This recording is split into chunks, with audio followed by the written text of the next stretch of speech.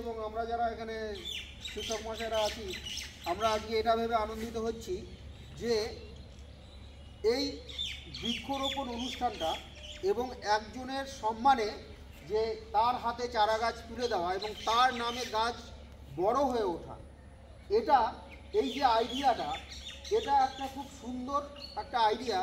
যে আইডিয়াটা আজকে যারা ফার্স্ট সেকেন্ড থার্ড হয়েছে সেই নামে নামে গাছটা আমাদের যে বিদ্যালয় সেই বিদ্যালয় প্রান্তরে বড় হবে।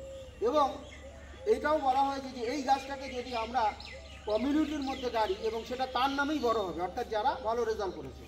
কারণ একটাই, কারণ হচ্ছে পরবর্তী যে পাশাপাশি ছাত্রছাত্রীরা থাকে তাদেরকে মানুষ হিসেবে তাদেরকে ছোঁয়া দেওয়ার জন্য, যে অনুপ্রেরণা দেওয়ার জন্য যে এই ভালো রেজাল্টটা তারা করেছে, তাহলে আমরাও তো করতে পারি এই ধরনের আমাদের নামে গাছ বড় হওয়া। তোমাদের তখন স্কুলে ছিলে না, কোভিডের আগে, গত 6 বছর আগে আমি রবীন্দ্রনাথের বা নজরুলের বিভিন্ন বইয়ের নামে গাছের মধ্যে মালা পরিয়ে সেটা গ্রামে গ্রামে বিলি করেছি এই কন্যাশ্রী ছাত্রদেরকে দিয়ে।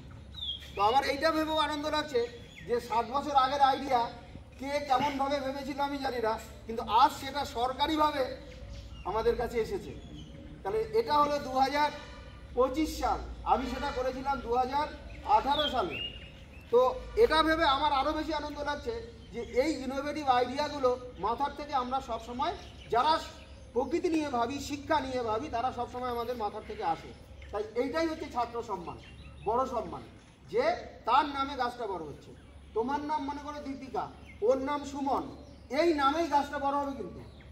তাহলে তখন গাছগুলো বড় হয়েছিল রবীন্দ্রনাথের গোড়া বইয়ের নামে, হ্যাঁ, বা নজরুলের যে কবিতা আছে সেই কবিতার নামে। আজ কিন্তু ছাত্রের নামে বড় হবে, বুঝতে পারছো? তাহলে এর থেকে আনন্দের জিনিস আমাদের জীবনে কিচ্ছু নেই।